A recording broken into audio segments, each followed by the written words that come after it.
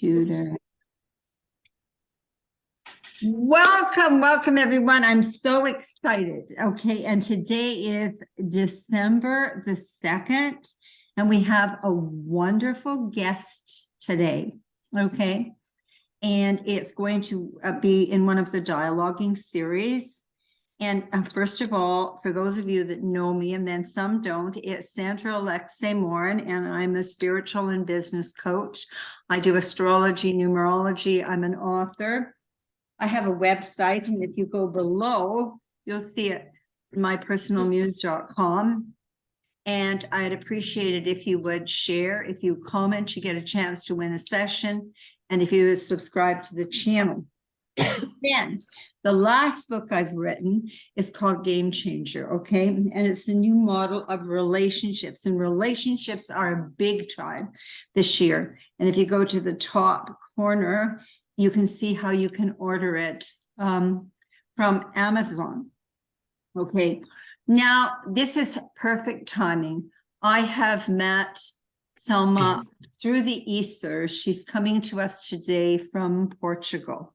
She's going to introduce herself, tell you about her new book, and we're going to be talking about the shadow. And what a perfect time to have somebody that is so experienced with it. That's what I have to say, experienced and understanding of it, okay?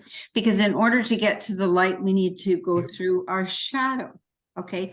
And right now we have a collective shadow we're working and a personal shadow we're working, and that is the nodal positions. Right now, the nodes are sitting in, North Node is sitting in Taurus, South Node is sitting in Scorpio. Scorpio is ruled by Pluto, very deep and very intense, and that's where the shadow work takes place. And actually, the dates are from January the 18th of 2022 until July of 2023. And in my astrology work, I do a lot with the nodes because it's destiny, okay? And so the bottom line is, right now, the South Node is in Scorpio, North Node is in Taurus. So the South Node is our past. And what are we dealing with? And every time we have a full moon, and we have a beautiful full moon on December the 7th, we're going to release. Okay, so now I'm going to be quiet, and I'm going to let Selma tell you about herself and her marvelous new book and her journey and understanding of the shadow. Welcome. Where to start? First of all, Sandra, I really have to thank you because I know that we're both a little under the weather today. So I really have to thank you for having made the time to do this with me. I'll be coughing a little bit here and then. I have to give this disclosure. No, unfortunately, that's how it's going to be. Anyway, so yes, we've met through the ether, and it was very fated indeed. We met at a time of my life where I was going through a lot of convulsion and a lot of shadow work, but I'd already purged a lot of it. And so I feel like that's what made way for people of light, for more people of light like yourself to come into my life. My background is the social sciences. I'm Portuguese, but I've studied abroad. I've lived and worked in 9 different countries by now. I did this archaeology degree here at home in Portugal, where I am now, in Lisbon. And then I got a master's degree in London. I've always been, whilst I was in London, I was fascinated by theory archaeology. But at one point, something really frustrating also started happening to me, is that I started becoming more fascinated even by cosmology, which was a long lost passion of mine from childhood. But I understood that studying the social sciences in the profound, very deep way in which I was studying was actually paramount to what I was fated to do, to what I was going to do next, which was to try and bring in, to bridge both the hard sciences and the social sciences, so as to make sense of the experiences that I was going to start having years later, right? So I finished my master's in 2008, and in 2012, while I was in Hong Kong, I started having these very spontaneous, very profuse astral traveling and incredibly lucid dreaming experiences. so incredible that I would wake up and not be able to make any sense of, and actually return from it with the sense that where I'd been was actually more real than the reality that we are living here. And so that's what really blew my mind away. I didn't want to wake up. It starts with that, which will lead me further down the road into another conclusion as well, which is I see all of these TikTokers and things. I'm not on TikTok, but I've heard of these TikTok videos where people are trying to teach you to astral project. Why don't you astral project in 5 minutes, or 5 ways in which you can astral project, 5 ways or 10 ways in which you can, or 10 steps that you can follow to induce astral projection.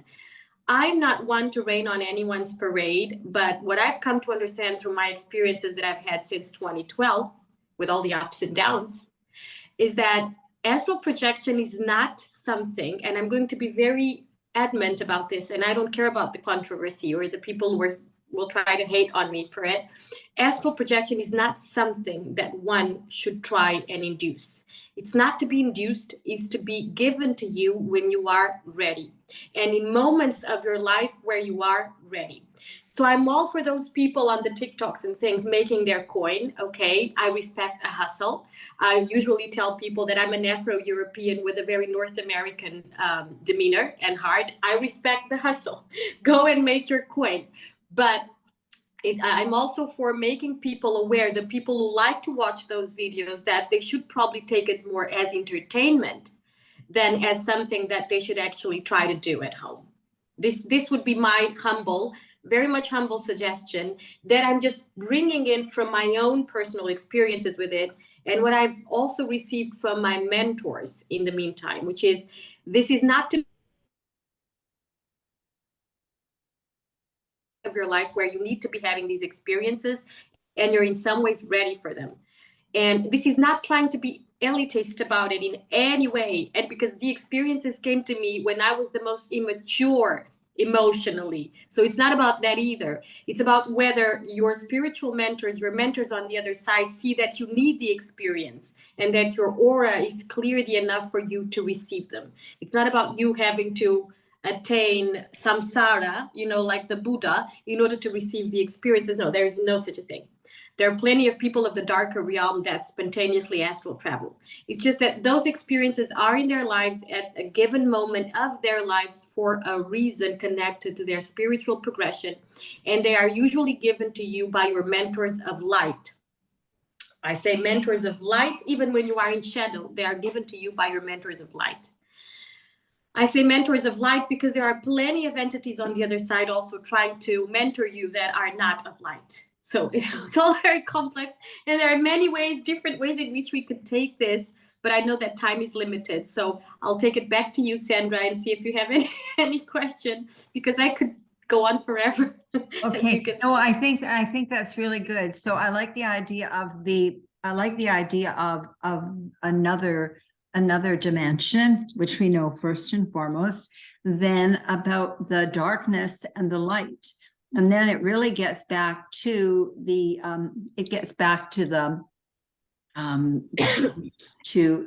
shadow, because in order to get to the shadow, you need to go to the light.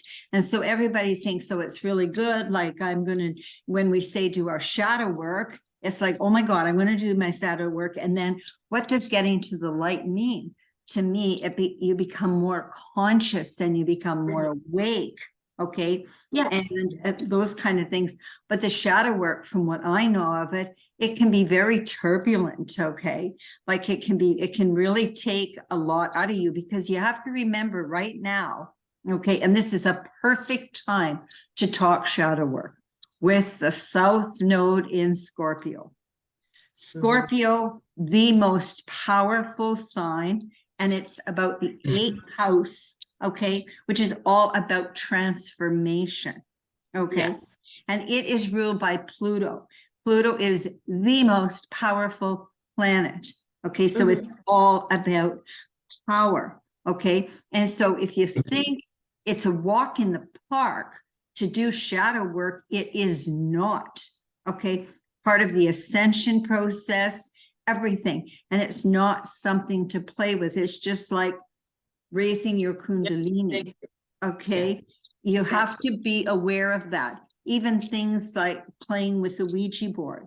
Okay. I mean, all my life I've been able to. Oh, I've lost you there for a second. I lost you there for a second, Sandra. You're back. Okay. So I was going to say all my life, my connection with the other side has been very strong. And even when my children were young, I never played the Ouija board, but I never wanted them to, especially teenagers. So this is nothing to play with. This is serious, serious work. Okay. Yeah. And if you want to come to your highest awareness and consciousness to be able to fulfill your purpose and your destiny, okay, I think that you will do it in a progressive, healthful way, and when it's your time. Okay, I think that's all I can say. So the shadow, like I say, this is a perfect time. And I just found something this morning and I wrote it out because it was so, it says, spiritual awakening is not usually pleasant. It feels like confusion, frustration, anger, sadness, grief, or being out of place. You just, and I've been there because there's different levels of, for me, there was different levels. It's very uncomfortable. It can be challenging as it's an intense time of personal growth because you are evolving. Okay. And you have to think of a plant that's coming out of the thing, or birthing. Okay. As we are birthing. Okay. And so some of the experiences can be quite dark. You have to be ready to see the absolute worst about you, picking up on what you just said. Indeed, you have to be ready to find out things about you from other lifetimes, other aspects of yourself who have had other lifetimes in Earth's linear past, in another planet's linear past, in other dimensions, in other places in the quantum. And when it's shadow work, because the thing is that I first started having the wonderful experiences. Spirit first, because it wanted to pick me up from this pit where I was, gave me the better experiences, the one where, where I could see myself as a space explorer. I've come across tons and tons and tons of lifetimes where I'm a space explorer, space cadet, space this, and Arcturian, space cadet, this and that. It's all in the book. And then for the longest time, just so people can have an idea of what I'm saying when it's not to be induced. Oh, and by the way, I don't do drugs. I've never done any drugs. I don't drink. I'm very boring and straight-laced like that. I have to give this disclosure so people know that I've never induced these experiences in any capacity. It's not to be induced. I learned that because the experiences were incredible. Every single night, I'll just fly off my body, be someone else, live a full life on the other side, return to my body at 8 a.m. in the morning and be blown, completely mind blown. Like, what am I doing here in this body when I am that other person in that other lifetime doing this, space traveling and things, and being a scientist from another planet, whatever. What? But then after those 2 years, the experiences stopped completely. And Sandra, I wanted to die. I wanted to go back to bed and sleep, to go back to have my experience. I didn't want to go back to my boring job. 9 to 5 again after I've lived these lifetimes, or remember these parallel lifetimes where I'm a space cadet in the Arcturian system, in the Arcturian star system. No, I'm not going to wake up now and go and teach English. Excuse me, no, which is what I had to do for a while also in my life because there are no jobs after 2008 in Europe. It's like, no, I don't want to be here. So this is the danger of one being given access to the positive part of the other side and these great, wonderful experiences where we have these really exciting lifetimes that are not of the dense 3D reality of having to pay bills and go to work and pay taxes and yada, yada. Yeah. The dark side, the dangerous side of it is that once you remember that, you don't want to be here anymore. And when the experiences stop, you really fall into a pit again because you don't want to be here anymore. It's so much more exciting on the other side. And I don't have to pay bills on the other side, right? but I understood later in life, why is it that I stopped having the experiences for a while, which is that I was now suffering psychic attacks, which were related to a previous lifetime of mine, where I was the apprentice to some witch who had sold my soul to the other side, who had sold my soul to the beast system. And this is actually the first time that I verbalize it. I didn't want to share this in the book because it's too intense. And I'll just leave it at that. And so it was done with my consent, but without me, I was cheated, without me realizing what she was doing to me, right? She was my mentor. And she said, this is what we're going to do to initiate you, Selma, so you can become a full-blown witch like myself. I still don't know exactly when that happened. It seemed to me like southern Italy somewhere, probably in the Middle Ages. I don't know. And I was like, sure, you're my mentor. I'm just a kid. I was just a girl, teenage girl. And I'm like, sure. Whatever it is that you're doing.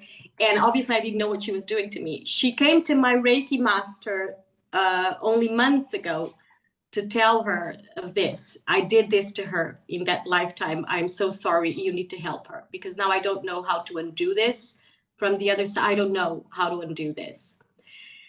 And one thing that really surprised me is that that's why I've been suffering psychic attacks for so long, for years in my life.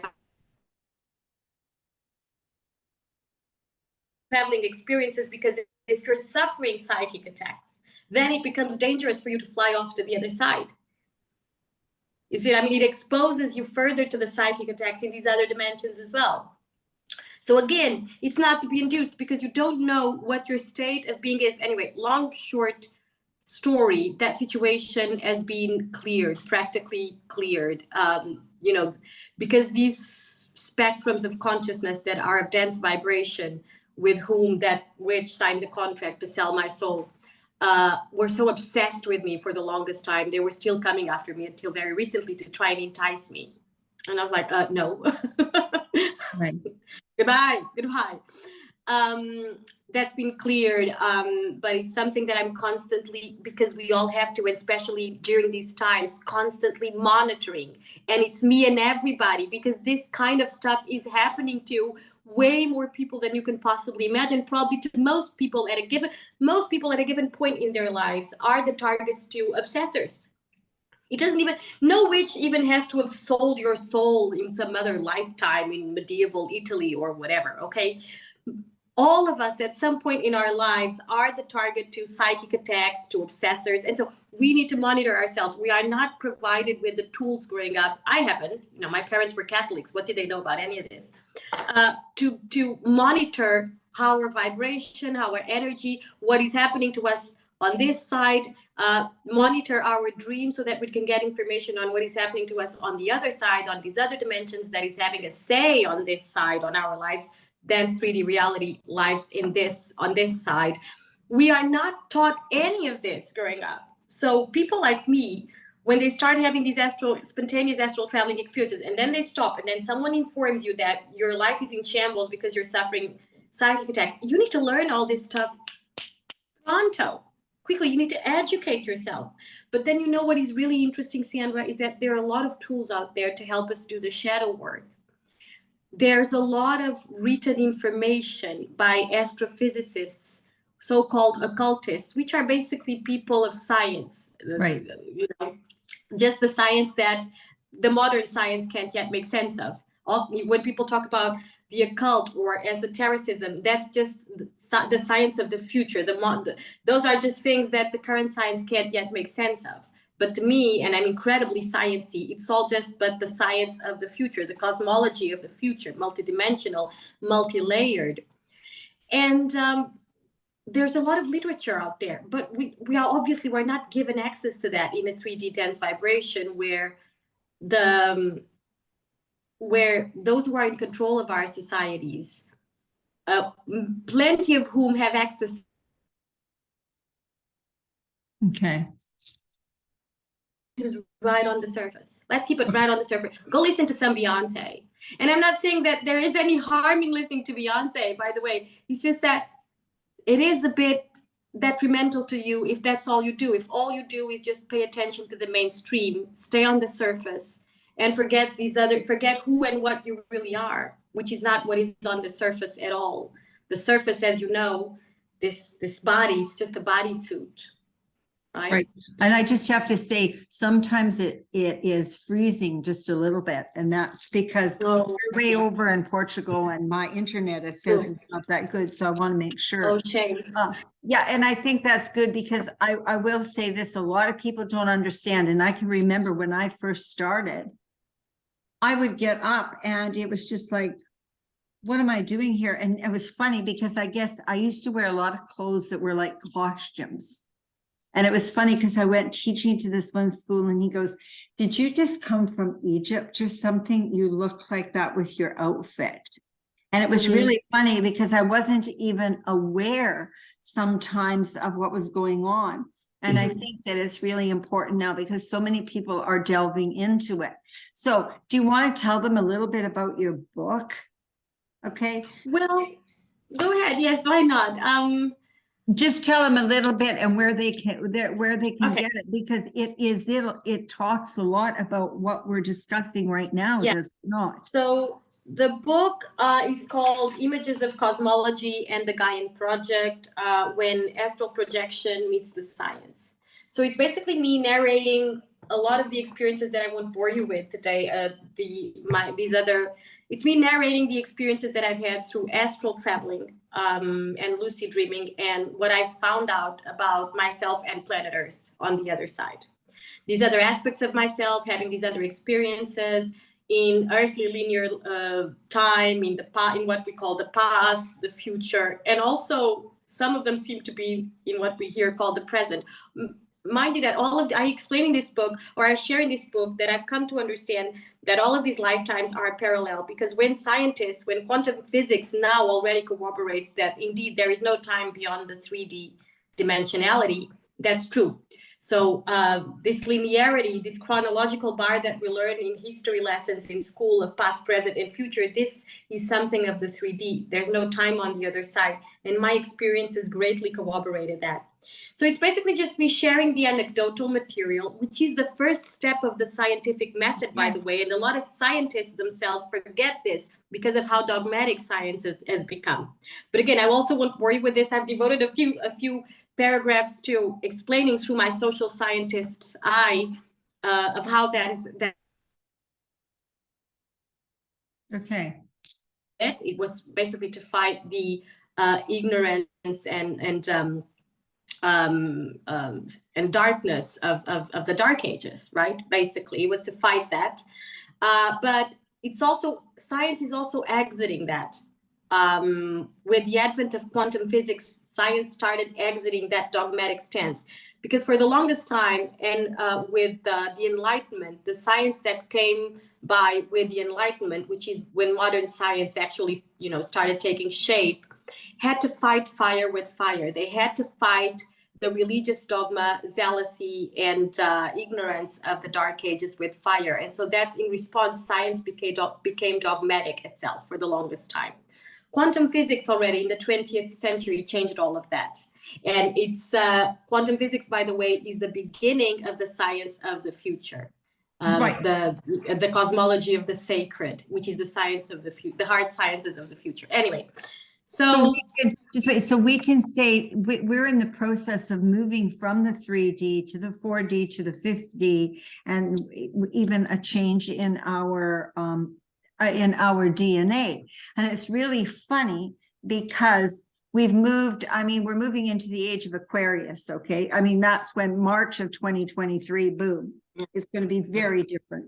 Okay. But the one thing is that it seems like time is speeding up right now and everybody is talking about it. It's just like little things. Like I thought, because every Friday I do the bedding, and I thought, but I just did it. Like, seriously, it just seems that the time is going really, really fast right now. Okay. And so the shadow work, you all have to do the shadow work. There was things that I had done in my past that I had to deal with now. Okay. That made me aware of some of the triggers for me right now. And then I did a lot of work on past lives and ancestral and that type of thing. Okay. So now You can tell them where you can get the book, and I don't know if you're doing any special readings or anything right now. And Selma's going to be back because we have some other quite interesting and unique sessions that we may do. Indeed, Okay. indeed. Okay. So you'll be able to find the book on Amazon. There's a Kindle version and there's the paperback version also. Again, it's Images of Cosmology and the Gaian Project, when astral projection meets the science.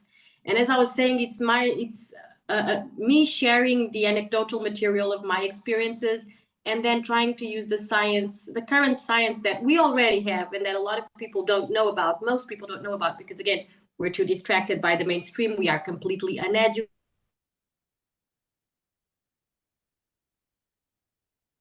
Science can already explain of my experiences, because a lot of the current science can already explain astral traveling. You know, it's a combo of mixing them all together. It's interdisciplinarity.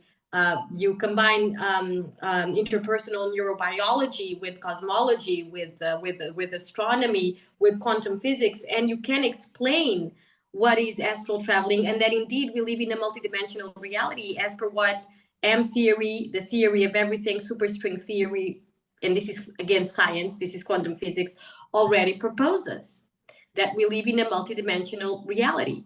So with these astral traveling experiences, we are simply getting access to other places in the quantum.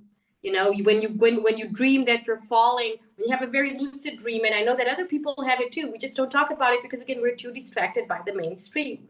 When we dream that we're falling through what looks like a wormhole or a dark hole into another lifetime, that's very real. That's us having access to this other aspect of ourselves, having an experience in another dimension. Right? So that would be the same when somebody was flying. Yes, when you're flying now, but that's also a different experience. You're flying, you can over the stratosphere of planet Earth, which is what most people do all the time, whether they remember it or not.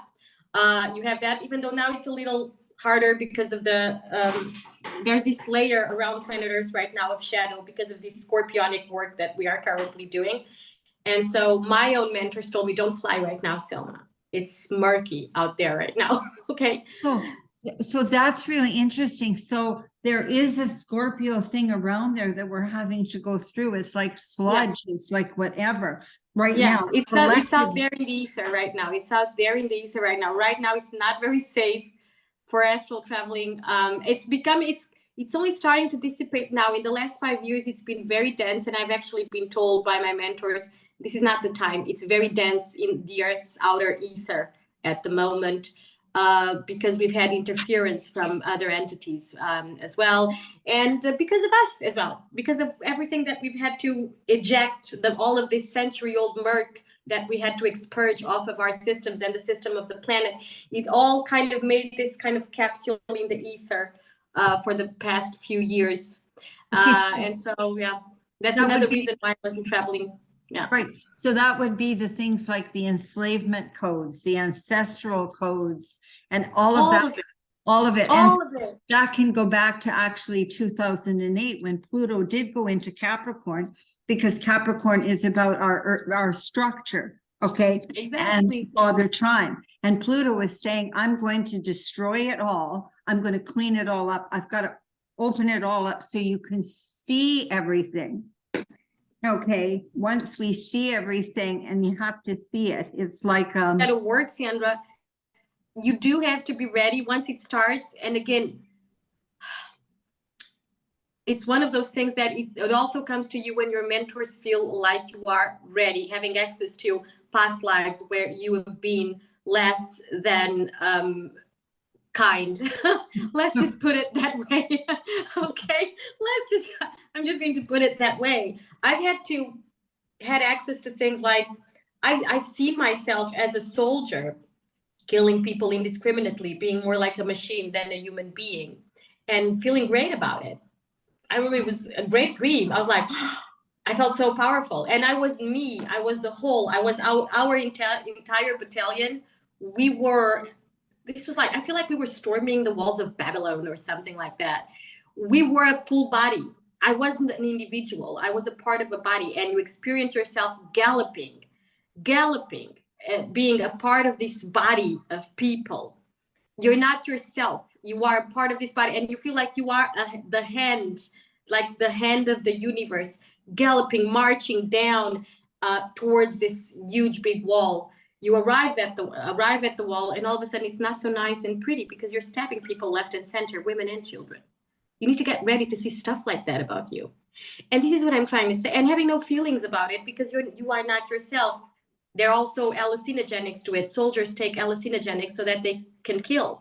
It's always been like that. It still is like that because it's not human. To kill another human being, it's not human. It's animal. It's animalistic.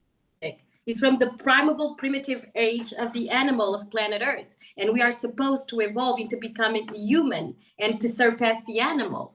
So it's not human to kill. So soldiers take hallucinogenics. They always have. As an archaeologist, I know that very well. The Vikings, they would take mushrooms before going to battle so they can kill, literally, without feeling a thing, so they can be out of it while they're doing the worst to people.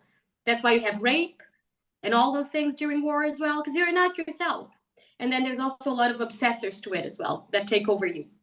Anyway, during those types of, during wars. But I've had access to that lifetime where I saw that about myself. I wasn't me. I was a body. I was a part of a bigger body, you know, and I was pulled by both the hallucinogenics and the energy of this body of people and their horses. I remember feeling like I was fused with my horse. So by the time you get to the big great walls of Babylon, you are just energy stabbing. You're not a person anymore. The child or mother that is getting stabbed doesn't understand what's going on. Like, what is this? Is this a monster? And basically, and in a way you are. Yeah. It is, because it's, yeah, again, see, we have some these things are very real. So yeah. reach, and let me tell you, Sandra, people may think, oh, that's you, Selma, because you're just wretched. You are the one who had those experiences, not me. I was a princess in Egypt, okay? And darling, maybe you were, but maybe you, at one point, you were also the slaver in Egypt. Because let me tell you, and most probably you were, because let me tell you, Sandra, if we are here right now, if we have an aspect on planet Earth right now, especially within the context of this expurging conjuncture of goo, chances are that we have been here before. And chances are that in some or other way, we have contributed to the status quo. And we are here to bring back to balance what we have set off balance in all those other lifetimes where we were unevolved. Right. Where you are too stupid not to take mushrooms and go and kill people in war. I mean, I don't know. I can say it was the 8th century. People weren't very smart back then. But now I have to be here and undo and bring things back to balance. And this is just one. I was a psychopath in another lifetime. And chances are that if you are here right now on this planet, it's because you have been here before and you have done your part in contributing to the current status quo. We've been murdery, we've been rapey, we have done it all. That's why we are here now. This planet is our project. It's our responsibility. It's a time for, let me tell you, Sandra, accountability. Right. Not guilt. And by the way, not guilt. No. You're like, oh, Selma, do you want me to feel guilty over what I did 500 years ago that I don't even remember? No. Guilt is very different from accountability, not guilt. The beast system wants you to feel guilt when you find out a bit about these experiences, by the way. But it's not guilt that you must feel, because guilt is counterproductive. It's accountability, responsibility, in understanding that if you are here now, it's because somehow you have contributed to this, and now it's your job, it's our job collectively to bring this place back into balance. Right. If it makes sense. Yeah, that makes sense. I have to say something. One of the things that you and I have in common, is it not? Do you have a moon in Scorpio? Yes. And I have a moon in Scorpio. Yeah. And you said, so that becomes very powerful, and it can be very scary for people. Other people will sense it, because with the moon in Scorpio, from my point, and then you say yours, is we see. So nobody can lie. I smell. I always say I smell money. Okay. Yes. I do. I smell money. And I see. And so people are saying something to me, and yet here it's resonating. That's a bunch of BS. Okay. No. And I can't stop it. It just is. Okay. And I can remember my first astrology teacher saying, this was 50 years ago, because I have Pluto in the first house and Pluto rules Scorpio. Okay. And she goes to the other students, what do you think of Sandra? And they go, we don't really like her and we don't know why.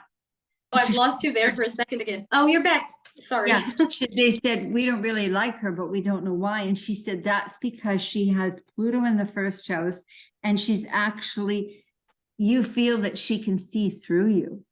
Okay, so people can feel uncomfortable. And so having that gift, it is a gift, but with every gift comes accountability and responsibility. Indeed. Okay. Indeed. And right now it's an incredible time, and I'm really happy that we got to share today. And what I will say to everybody there, my internet was off and on, so we got frozen a few times, but I think you got it. I'll put everything, all of Selma's connections in the hashtags. And thank you so much for it. And like, just remember, we all have the shadow. Carl Jung used to say, he was an astrologer, in order to get to the light, you go through the shadow. And there's that, go through the shadow, and there's no fast way to go through it. No. You have to do the work, and that's what I call burn the dross. You're going to burn the dross and you get through it. Okay, and so thank you to everyone that was watching. Thelma, you want to show your book again? Just put it up for them to see. There it is. Images of Cosmology and the Gaian Project. I was just about to say to Sandra, what do we call our moon in Scorpio? Moon in Scorpio, we call it the Eye of the Raven, remember? The Eye of the Raven, and that's we can see it all. We can see it all. We can smell it all. You know, Sandra, that I think you're like that too. I can smell the blood in a person that has killed someone else. I can smell the iron in that person. That's the moon in Scorpio also. Yeah, and so everybody thinks it's so great to be that way. There's a good part, but there's a lot of accountability and responsibility with it. That's all I know. Okay. Indeed. Okay. And so, and here's Game Changer. It makes a great gift. Actually, either book would make a great gift for Christmas time. Okay. Yes. Very needed right now also, because people need to leave the codependent well, isn't it, Sandra? Exactly. And so I would appreciate it if you would comment, if you would share, and if you would subscribe to the channel. And Selma, thank you so much. Now I have to check this out to close off correctly. So thank you.